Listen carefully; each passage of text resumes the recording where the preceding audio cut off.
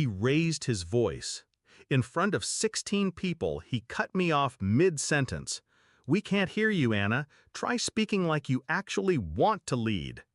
The laughter that followed wasn't loud, it was worse. Tight smiles, nervous chuckles, eyes darting anywhere but mine. I felt the blood in my face drain, but I didn't flinch. I just closed my notebook, and I quit. Not that second, not that hour. I let the meeting end. I let them think they'd won something. I walked out with my coffee cup half full and my exit strategy fully formed. He humiliated me for having a soft voice. The next morning, I was in our rival's executive suite, sliding my $40 million client list across their CEO's glass desk. Daniel wasn't always cruel. He was smart once, sharp when I met him. He'd just been promoted. I was the quiet strategist with a knack for closing big deals no one else could land.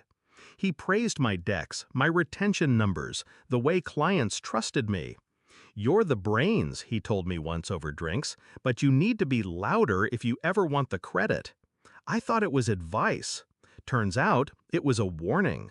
He loved women who laughed too hard at his jokes, repeated his talking points, gave him credit for their work. I didn't do any of that. I gave him results.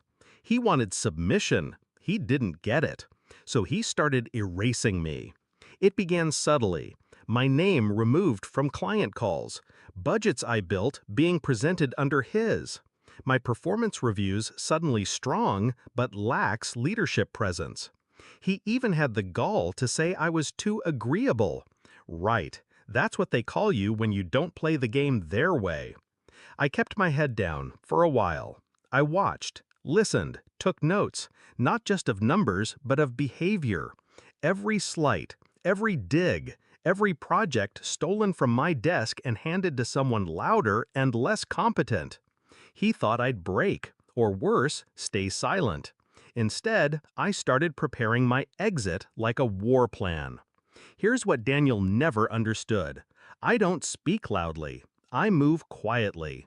And I never move without purpose. I went through my client list, every deal I'd brought in, every relationship I'd personally built, every client who requested me, not the firm. I cross-checked contracts, tracked renewal timelines, created shadow copies of key reports. I had everything. I knew which accounts would follow me, which ones were fed up with the internal politics, which CEOs had whispered, "You should be running that place." I didn't need to scream. I needed to walk. Roth and Ainsley was the only name on my list, our biggest competitor, the one Daniel mocked every quarter. I booked a meeting. No resume, no slides, just results. I brought in $40 million last fiscal, I said, and I can bring it here. Their VP raised a brow. "Why would we believe you?" I passed her a folder. Client names, contacts, engagements. She flipped through it in silence. Then she stood and made a call. 10 minutes later, their CEO walked in. No handshake, no intro, just a question. How fast can we move? The offer was more than double my old salary. Director level, full autonomy, stock options, and the freedom to build my own team. I signed by noon. By end of day, I had 3 signed transfer letters from legacy accounts. Word spread. 2 more confirmed within 48 hours. Daniel didn't know yet, but his numbers did.